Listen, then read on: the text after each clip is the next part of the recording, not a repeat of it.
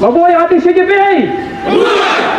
Ganito sinalubong ng mga Spirit Troopers si Lieutenant General Antonio G. Navarrete bilang pagbibigay pugay sa kanyang kauna-unahang pagbisita sa himpilan ng 9th Infantry Spear Division nitong Huwebes, Nobyembre 6. Sa pangunguna ni Major General Aldwin Almase, mainit na tinanggap ng buong dibisyon ang punong general na personal na iginawad ang iba't ibang parangal sa mga opisyal at kawal bilang pagkilala sa kanilang natatanging serbisyo at dedikasyon sa tungkulin.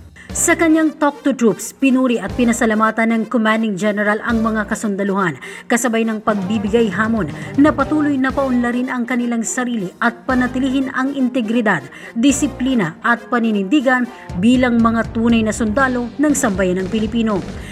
Ang aking hamon sa inyo ay patuloy ninyong iangat ang inyong mga sarili. Maging handa sa makabagong labanan, sa bagong teknolohiya, at sa makabagong pamamaraan ng pagsisilbi sa bayan.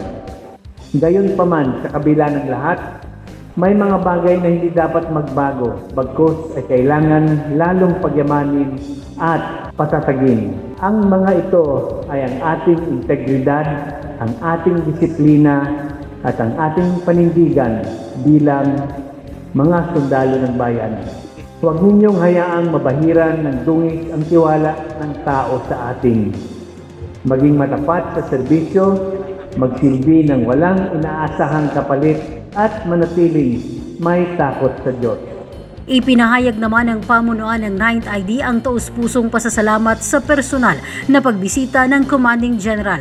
Aniya malaking inspirasyon ito sa mga tropa at nagbigay ng dagdag na motibasyon dahil sa ipinakitang malasakit at suporta ng general sa kasundaluhan. Ang pagbisita ni Lieutenant General Navarrete ay patunay sa kanyang hangaring personal na alamin ang kalagayan ng mga tropa sa ground at patatagin ang determinasyon sa pagtupad ng kanilang misyon na protektahan ang Bicol at ang buong sambayanan. Para sa Spirit Troopers, ang pagbisitang ito ng punong general ay hindi lamang pagkilala sa kanilang mga sakripisyo, kundi pagpapakita ng pagpapahalaga sa kanila bilang mga sundalo.